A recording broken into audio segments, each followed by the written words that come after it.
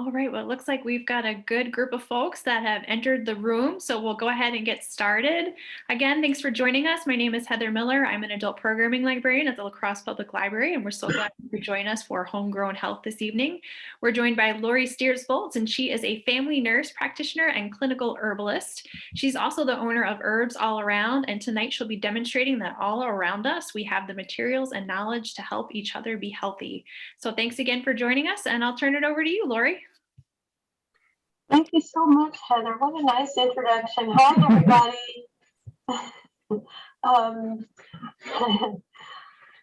This is almost my first joint Zoom adventure here. So my husband, Raymond, is standing by as tech advisor.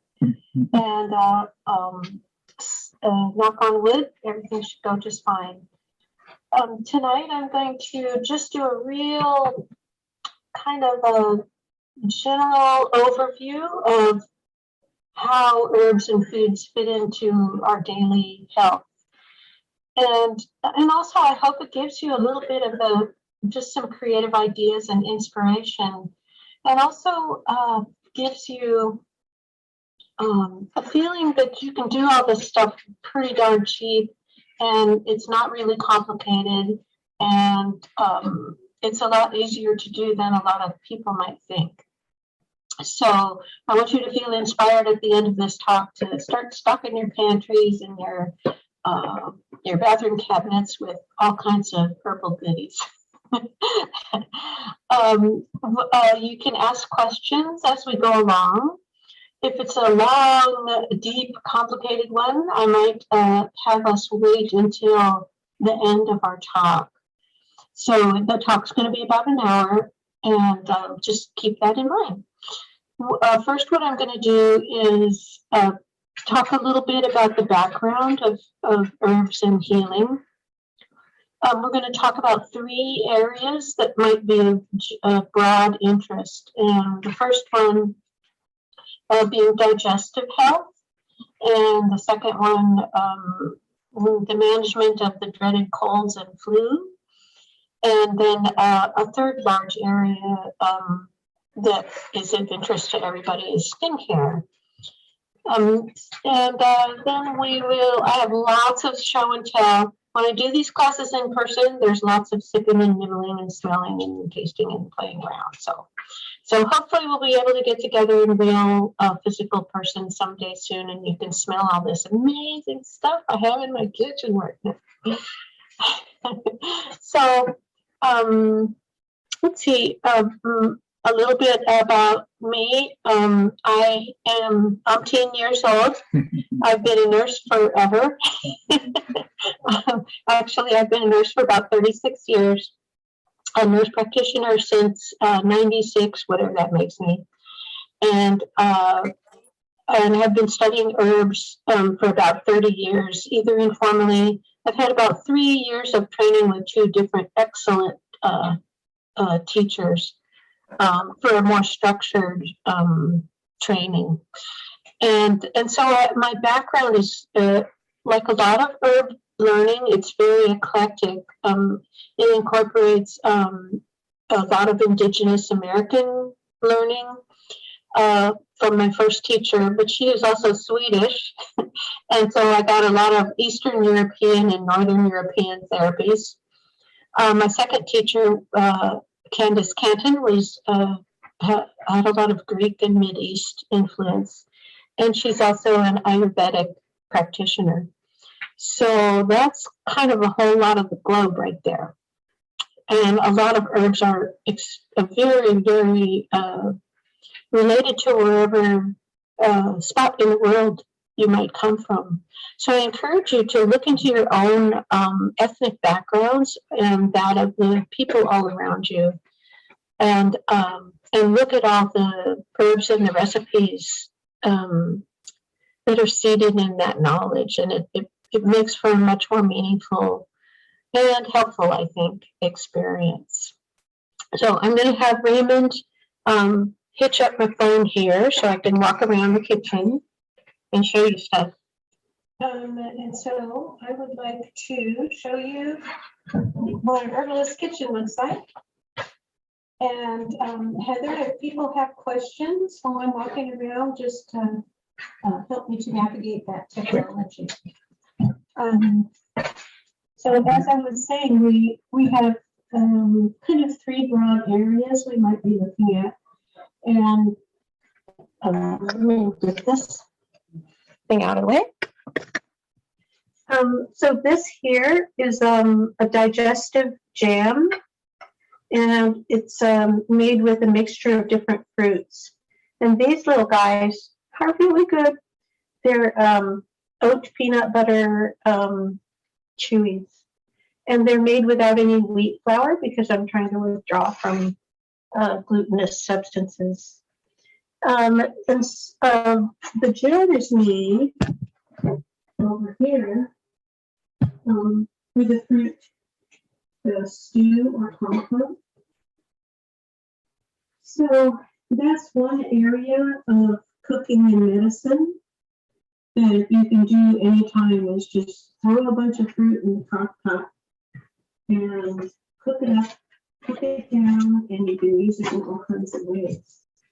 The second area we're talking about is things to sip or breathe the steam of.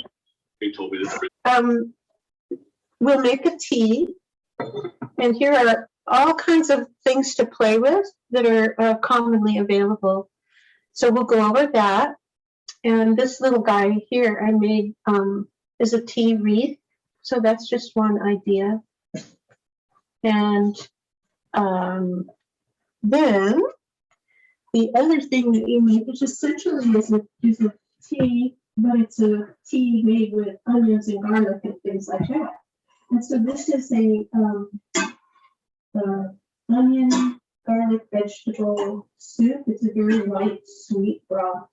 And we'll talk about how you can put spices in a bath bag. This actually is a clean nylon sock.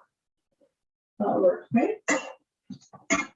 And then a more hefty version, which has black eyed peas in it because it's New Year. So with that, I'm going to reset myself down here. Oh, wait, I'm going to take you around the kitchen one more bit here first. Okay, we're good on time. I'm going to over here. So, aloe plants. And this is an example of a little drying rack that's made with a picture frame. And then I also have some things growing, so I can use them fresh. Some sage. My thyme is going crazy. And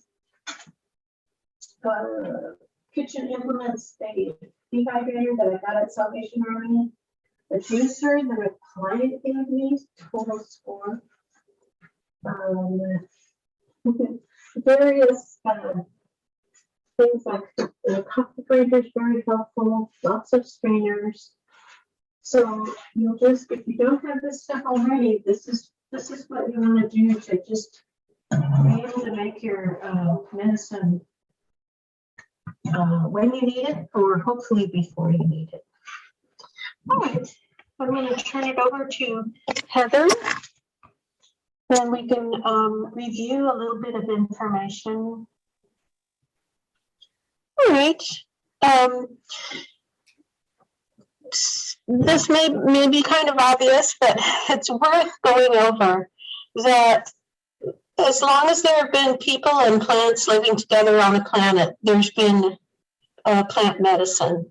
So our knowledge is literally thousands of years old. And one of the things you start to do as you become more familiar with herbs is your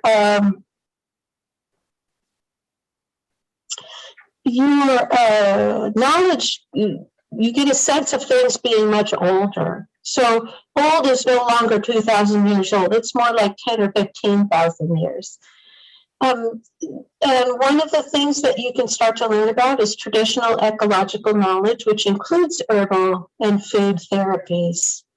Next slide.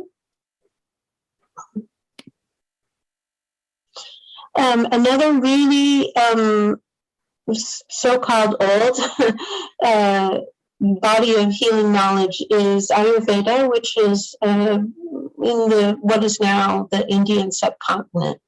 And if you'll notice, it's 5,000 years old approximately. A lot of these older systems, like a lot of indigenous traditional healing systems, Ayurveda, Chinese medicine, Unani medicine, their knowledge base about 5,000 years ago, a bunch of doctors got together and said, "Gee, maybe we better organize this before we lose some of the knowledge." So the knowledge base that we have, that's 5,000 years old, is actually collected up at that time from older knowledge bases. So it's really our connection to our history as human beings on this planet. So that's just a little food for thought. Next slide. So good old Hippocrates, the father of everything. How can one guy be claimed as the founder of rational medicine and natural medicine? So he's the guy that supposedly said, let food be medicine, and medicine be by food. So what I find really important and fascinating about Hippocrates, even he's probably more than one person, but there we go, is the reason why he's both a founder of natural medicine and of modern Western so-called rational medicine, is that it's based on observation and practical therapies. So Hippocrates and a bunch of doctors in that time went around to all the old grandmas and grandpas in their hearths and said, what are you using that herb for? And what's that one for? And what are you making? And what is that for? And so that's why it's both natural medicine and rational, because it's based on the powers of observation and trial and error, hypothesis, and conclusion. So that's a really important thing to remember, that when you're using herbs and foods, to base it on the observation of your own experience. Next slide. And this is, okay. This is just to remind people that foods and herbs can deeply strengthen and restore and tonify your whole body, your metabolism, your reserves. Then foods and herbs are extremely useful in improving digestion and absorption of nutrients, and also getting rid of those darned waste products which contribute to so much inflammatory problems. And then, of course, you can also use foods and herbs to address specific health concerns. And to put it in perspective, most of a lot of what we think of in standard medical thought is only about that last bullet point. If you think about it, a lot of the first two ideas are kind of just talked about in passing. And so foods and herbs really emphasize all three of these categories. And I can tell you, if you're talking about a specific problem, anything you do is going to work better when you do those first two ideas as well. Okay, next slide.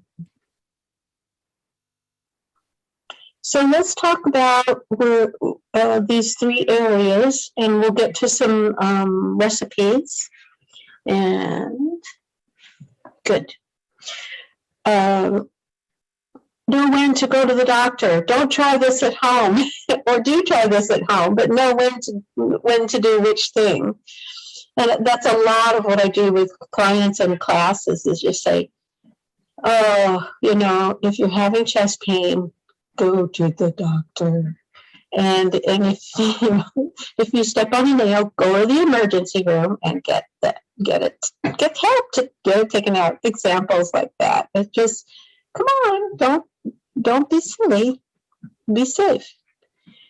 And as both a nurse practitioner and an herbalist with a private practice, essentially, I get a lot of questions. And so I really feel like there's a need for people with herbal and food medicine home care knowledge to be available kind of as advice herbalists to help people sort out what's realistic and what's safe to do. Okay, next slide. That was my lecture on herb safety.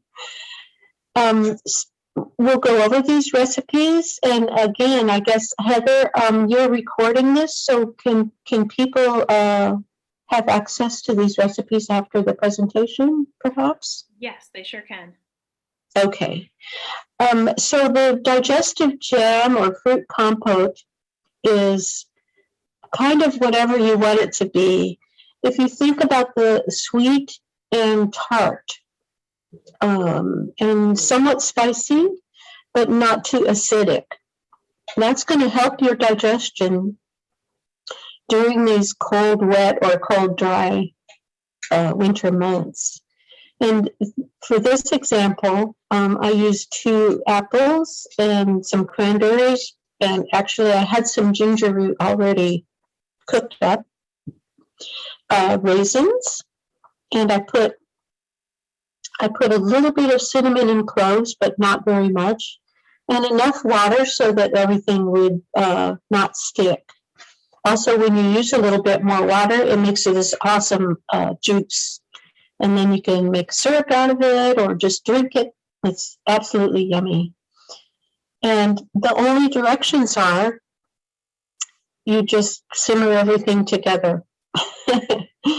The way to do a digestive fruit compote or jam is a little bit just before or nibble with meals, especially in the morning. In Ayurveda, they say your stomach has not woken up yet, so don't give it cold, heavy things. A little bit of a spicy, warm, sweet, tart something is much better for a lot of reasons. Next slide, please. And the cold and flu soup, tea, and steam. This is so many possibilities here. One of the things to remember is on our planet, there's about 300,000 identified species of plants. And of those, about 100 to 150,000 plants have been identified as having medicinal use. So the problem is not to find something, it's picking which one or 5. So you have just a huge toolbox from which to choose for both your kitchen and medicine. Yes, plants are incredible. So if you notice, I have flu in quotation marks, and my nurse self is reminding everybody that flu specifically is short for influenza, and that is an influenza virus. Everything else is a so-called flu-like illness. And the difference being when they test for these different viruses, which is a very current subject these days, it is actually pertinent to differentiate what you got whenever you can. Because that's, as you learn more about herbs, it's really going to direct how strong reasonable measures you're going to direct at your symptoms. So cold and flu, we're just talking about your garden variety thing that makes you feel like bleh, and you have congestion and a low-grade fever and maybe a loose cough and some tummy troubles, and you just don't want to do anything and you just want to sit on the couch and watch movies for about a week or two. So we'll talk about the flu-fighting soup and the thyme tea, which I'm actually sipping. And that's also something that you can breathe the steam of. Okay, next slide. So here's the flu fighter soup. It's really easy.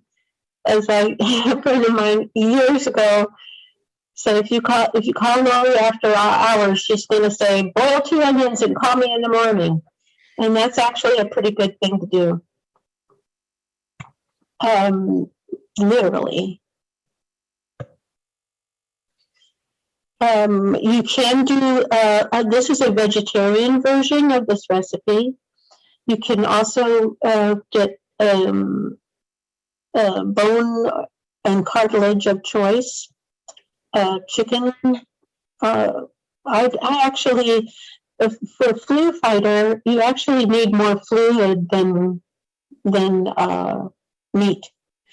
Because one of the reasons people get into trouble with congestion is that they're just dehydrated. So the more tea and soup and things like that you can drink, the thinner those goopy secretions, too much information, the thinner and easier to move out those things are going to be. So actually tea and soup and steam, even if you just throw onions in a pot, are going to be beneficial. But these herbs and foods actually have been well studied, very, very many studies that demonstrate the antimicrobial, broad spectrum antimicrobial value, as well as the ability to bust up secretions, move them out, be anti-inflammatory, lower fevers, and you name it. All right, next slide. Wait, could we go back to that last slide, Heather? I want to emphasize. See at the bottom it says in bold, take like medicine. So when Hippocrates said, let medicine be thy food and food be thy medicine, he meant it. So you can't just take soup or tea and then, go back to work. You have to really put yourself on a schedule and do a dose on a regular basis.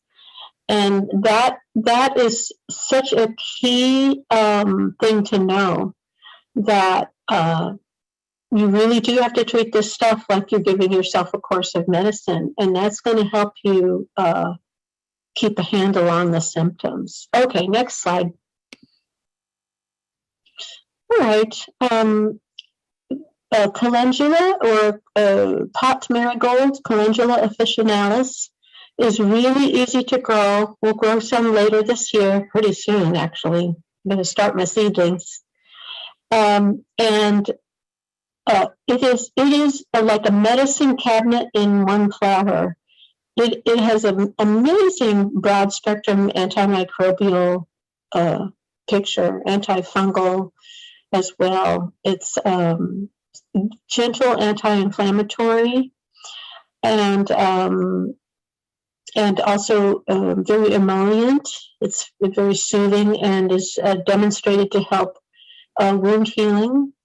So it's also what the GRAS generally recognized as safe. So this is something you can start with for almost anything. As a practitioner, I get a little nervous sometimes doing general herbal talks because I want to make sure I'm only talking about things that are good for whatever. And if you want to have more specific herbs for more specific things, then you have to really be careful and know what's appropriate, and also what mixes with medications and supplements and all that other stuff. But calendula is pretty safe to talk about for just about anybody, no matter what. So the question, I find my calendula self-seeds, is it still viable for the uses you mentioned? Self-seeds. I'm not sure what you're referring to. I'll show you. I have my, that's wonderful if it's self-seeds. I keep my flower heads, and some of them I let go until they're seed heads. And those I plant. So the ones that are still flowers, I pick and dry. And later on in the year, we'll have a class about growing, harvesting, and using calendula flowers and other stuff too. So let me know if that answered your question. And there is, great, some very nice looking calendula flowers in a glass jar. And I have a demonstration bottle here that I just started today. And again, each of these slides is like a whole class. So I'm just going to try to keep it general right now. But it's just to give you the idea that in your kitchen or in your bathroom or pantry, or you can easily start an infused oil. And actually, I've got some good old geraniums that actually I dry those leaves and infuse them in an oil. That makes a really nice antimicrobial oil as well. So all kinds of stuff that you can use. Next slide.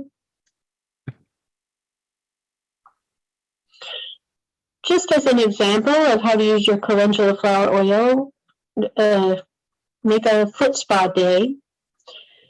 And I try to do this for myself and my husband at least once a month. We get busy and forget, but it's so helpful in preventing a lot of problems that can get pretty serious later on with your feet. So warm water, you can put a little apple cider vinegar in it. This helps to decrease foot munchies and funguses. Or you can use tea of choice and a little bit of essential oil. And also you can breathe the aroma from that. I'm not talking about essential oils here because, again, that's a more specialized healing tool. And it's kind of on a whole other level than using whole plants. So we're kind of sticking more with whole plant healing here. But that's another class. And then, so my big thing, I did some apprenticing with podiatry, wound healing people and diabetic foot care. And so they were always like, pat, don't rub, pat, don't rub. So for fragile skin of any kind, you always pat feet and toes dry. So there's your clinical pearl for foot care. And then once you do your foot soak, pat dry and follow with gentle massaging with your calendula flower oil. And that will help your feet get through the winter. And I think your mental health as well. Okay, next slide. So here are some resource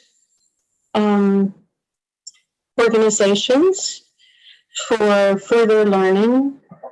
They have wonderful, all of these institutes and organizations have multiple herb seminars, teachers, mentors, books, magazines, research references. So as deeply as you would like to get into the subject, there are reliable resources to start with. And they can also direct you towards herbalists that kind of have the background knowledge that you're interested in too. And I would start with these just because everybody and their auntie has a website now, including me. And so, and you don't know what is going on in this country. There is no regulation, certification, guidelines, or standards for herbalists, which is part of the charm of the profession, but it also makes it kind of the Wild West out there. Next slide. And this is a periodical that I so enjoy getting. It's beautifully put together. And it's the Magazine Egan, which is the magazine of the Great Lakes Indian Fish and Wildlife Commission. And they have a paper version and an online version. And but in general, I would say get to know the indigenous people that live in your neighborhood and right all around you, because there's such a wonderful renaissance in terms of culture and language and healing perspective that's going on with indigenous people. And it's been really a wonderful part of my growth as an herbalist. That might be it. Next slide. Okay, so I'm going to see if I can go back to share screen. So let me go back over here. I'm sorry for all the wiggling. So the digestive jam we talked about. And again, this one got cooked down, and I also put a very interesting root in here called Rehmannia. It's a very dark, chewy root. So this is actually a little more medicinally oriented towards iron supplementation. So so you can make your fruit stew. And then have sort of a continuum. So it's like, well, I just need to wake up my digestion and have this on my oatmeal or with my little oat crunchy bars. But then I've got a specific issue, anemia. So I'm going to learn about herbs and foods that are higher in iron. And I'm going to put that in my digestive jam. So that's an example of how you modify a basic thing that you have in your kitchen for more specific needs. So the next thing we're going to talk about is tea. So anything, an infusion of anything in water, cool or hot, could be called a tea. And to be. So this is the first year I've had thyme, and it'll grow in a pot and it's just going nuts. And here's some sage.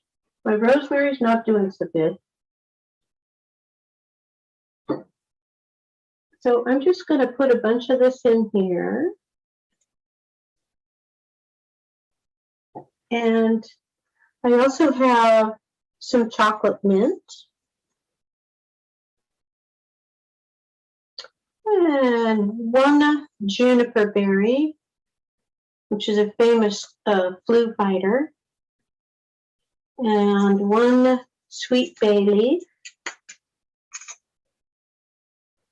And again, I'll make up a little bit and keep it on hand. But if you wanted something that's a little more specifically antimicrobial, these are black-eyed Susans, and they have a activity that is much like echinacea, which is a very famous upper respiratory and immune balancing agent. And then this little person here is sweet Annie.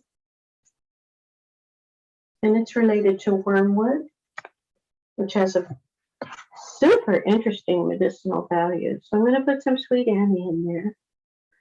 So instead of just my thyme itself is very antiviral. So now I've made this into a much more interesting and butt-kicking antiviral tea. That's a scientific term. And then for sweet, I'm just going to put a little dried apple slice in there.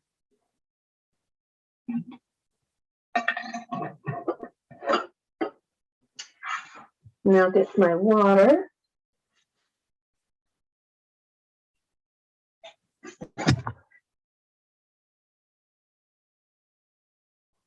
Now, because there's things like the dried fruit, you might want to put that in a pot, essentially the same as you would a soup, and simmer that close and until all the ingredients are softened.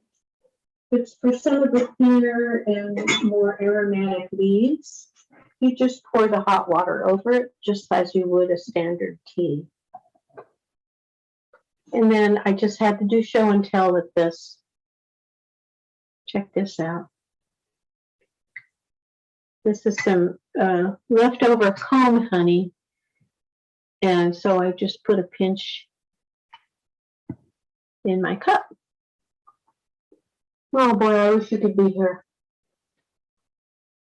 So that is essentially an infusion of herbs, both more solid and more small bite leaves.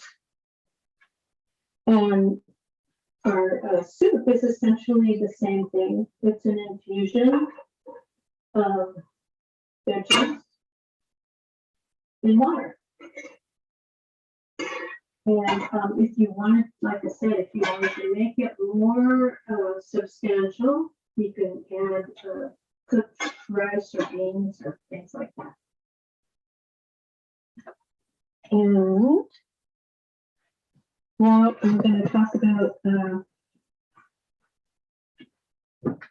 okay, hold on, I'm just checking the chat here for a second.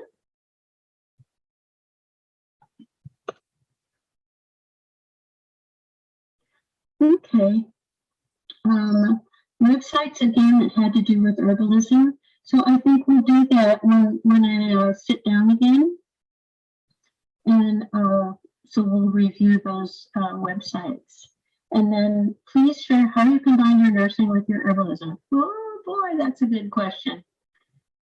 And okay, so we'll talk about that in a minute. Where do I source my cold pressed oil? That's a good question. I have been going through Star West Botanicals, and they have their a whole section in their catalog, which is cold pressed oils of various kinds. And but I'm not super satisfied. I would like to find some more well documented sources of true olive oil, because there's a lot of false advertising. There's a lot of oils that they just throw in a jar and call it olive oil. So for now, that's what I'm doing. I'm going through Star West Botanicals, which is out in California where I used to live. And I've been working with them for 30 years. And I will show you this. So this is my last year's, a little bit of my last year's Calendula Flower. It's really better, of course, to pick it and dry it and then infuse your oils fresh. But I used up all my, well, I used up most of my flower oils, so I'm making a little bit more right now. And I'm just showing you this label here.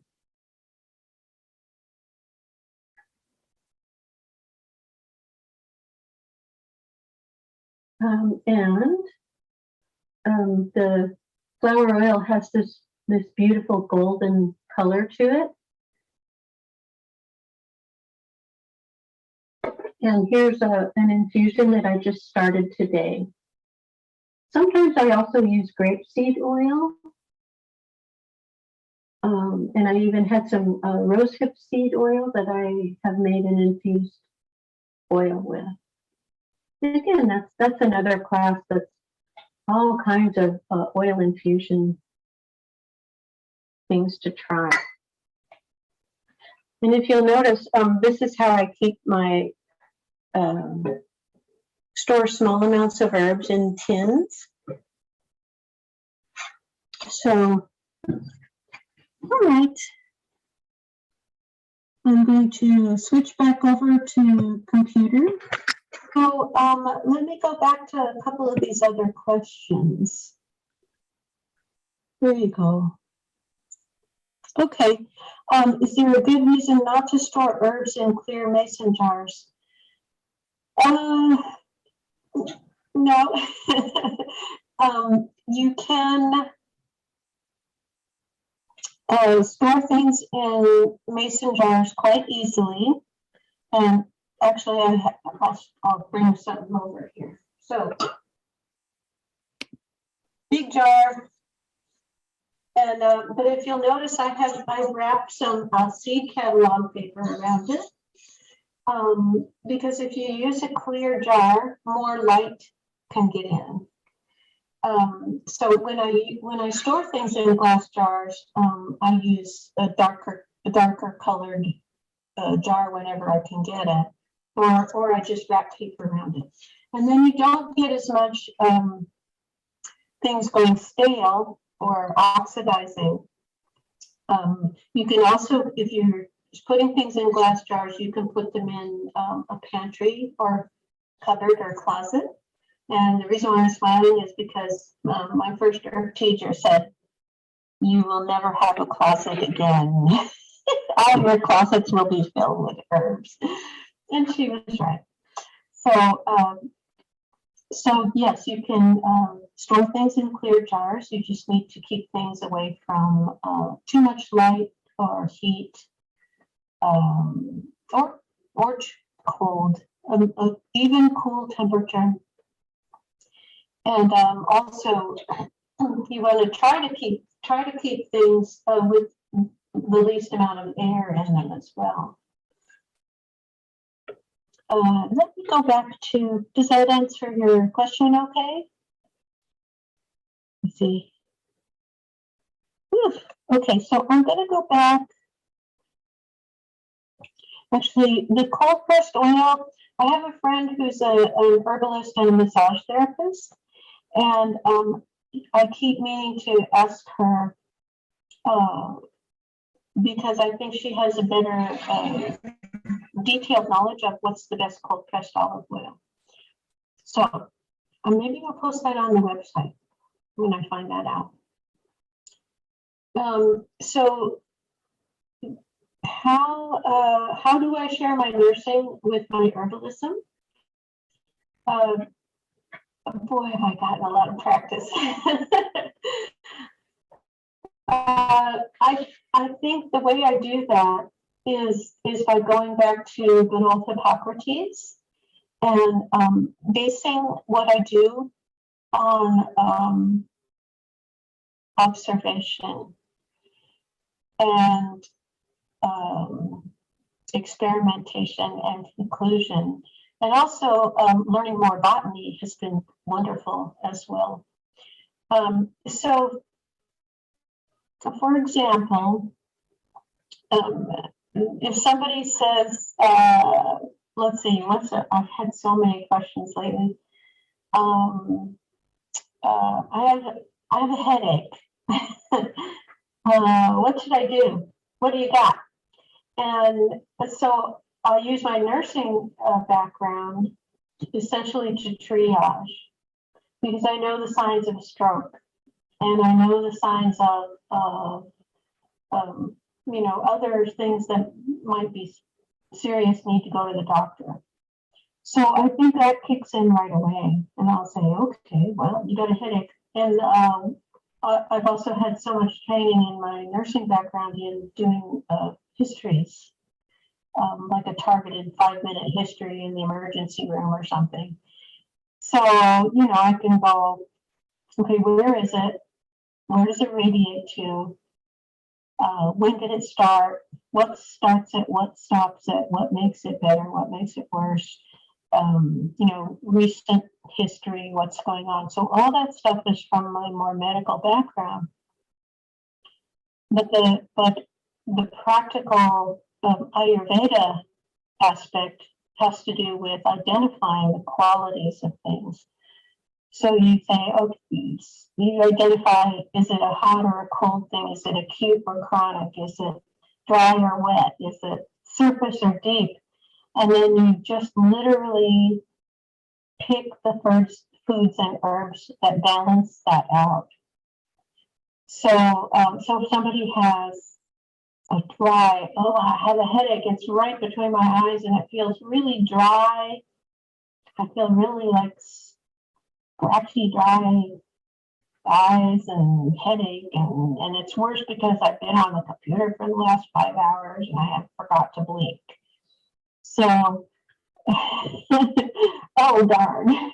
So then you would say, oh, okay, and then like how much coffee did you have? Like, I don't know, five cups. And and then have you eaten anything? Yeah, burrito. And so then you're like, okay, step away from the computer, make a nice hot pot of soup and tea, drink about a half a gallon of it, and then we'll talk about some more specific calendula tea, eye washes, and eye drops that will help soothe your eyes, and we'll go over some little eye hygiene. And we can talk about getting a blue screen for your computer, and we'll just go troubleshoot everything in your ecology of yourself. So, so I hope that's kind of an example of how I use the is this a go to the emergency room now kind of thing. And then also, people might have medical issues. They may also have medications or supplements that they're on that need to be considered.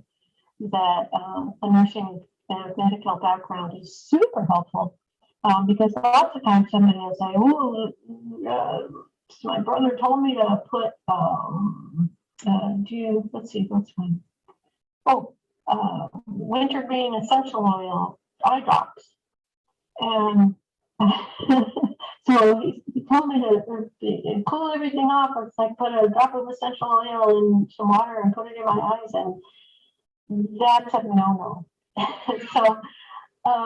So it helps to have both backgrounds, so you can tell what's physiologically safe, and also have knowledge of what that herb is, or that herbal supplement. Is that even appropriate for that condition? So it's a big question, and it's kind of the one I've been working on for the last 30 years. Any other questions or comments, or things you'd like to know more about? You can email me. I don't think I put my email down, did I? I also have a Facebook for both me and for Herbs All Around. So you can email me at lalastires, LALASTIERS @gmail.com. And that way, if you have some follow-up questions, maybe I can answer in a little more detail. And then also, I'm hoping by the end of next week to have more class ideas posted on the website and Facebook. So any other thoughts, Heather? Just wanted to share with everyone, if they're looking to expand their herbal education journey, we have tons of resources for you at the library. So I put a link to our catalog in the chat, but yeah, feel free to check out herbal and therapeutic use as your keywords, and you'll have tons of books to choose from and recipes and things. So just want to put them out there. Okay. Well, did I finish approximately on time? But I can stick around if Heather wants to stick around for a few more minutes, if there's any other comments or questions. Yes, it looks like Kay has a question for you, Lori. Oh, okay. Let's see. Feel free to unmute yourself, Kay, if you'd like to share your question with Lori. We can people can actually talk.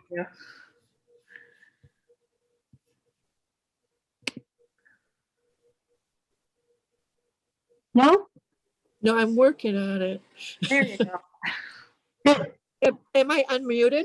I just had a question, like if you ever like go and collect, not this time of year, but collect native plants that you use, and that would be a really interesting class, I would think, and fairly safe, you know, like doing it in Hickson Forest or one of the other, you know, land areas outside, I would think.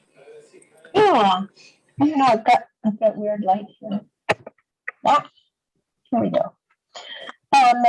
Yes, I'm gonna do, so I hope a number of plant walks this year, because, and then also, there's a lot of herbalists in our area, in case you didn't know, and they're super knowledgeable on plant identifying and foraging. So, yes, I am an avid, regular forager, identifier, and collector. For example, the winter buds on the poplar and willow and cottonwood are starting up, and they're wonderful, and they have very mentholy, terpene-y, piney, salicylic tannins. It's like another little powerhouse in one little chewy bud. So the first thing I'm going to do is go collect some winter buds, and then it just goes on from there. So yes, I do a lot of plant identifying and foraging, and I also like to do nature journaling and botanical art. And when I have students, I use the plant identifying and art to, again, help people learn how to observe. And they learn some botany, and but also I like to make the point that the same detail that you put into identifying a plant is the same detail that you put into identifying what's going on in your own body. So, so that really makes that knowledge come full circle. Does that help? Okay. So it's been really a wonderful experience having you all for this. It's a huge subject, and narrowing it down is super challenging sometimes. So this is, again, to get you inspired, give you some ideas, and help you feel empowered that you can use your kitchen as sort of like your first line of home care and medicine, and also integrate it with standard medicine with some common sense and safety. Perfect. Well, thank you so much, Lori, and thank you again, everyone, for joining us tonight. And we hope you stay well and safe and continue your herbal journey. Yes. Share recipes. Talk to you later. Bye-bye, everyone. Bye-bye.